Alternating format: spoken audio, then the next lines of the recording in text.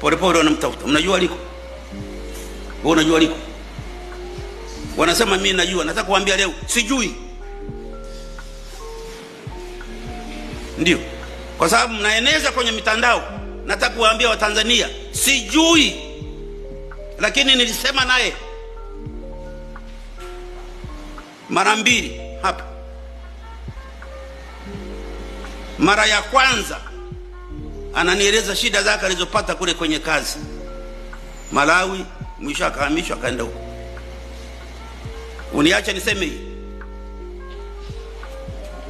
ni mchango katika mazungumzo haya. Mara ya pili akaja anasema kusiwe na uchaguzi.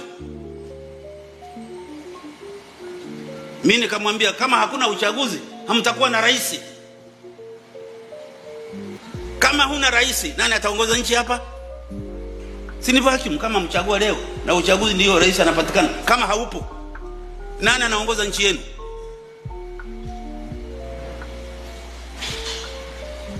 Concepts za no reform no election.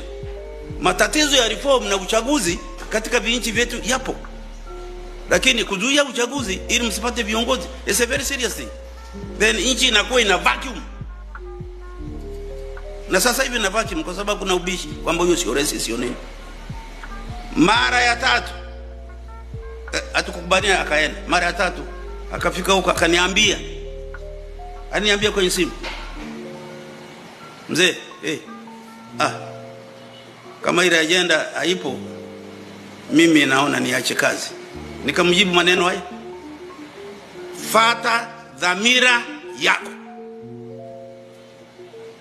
Nilimwambiaje? Fata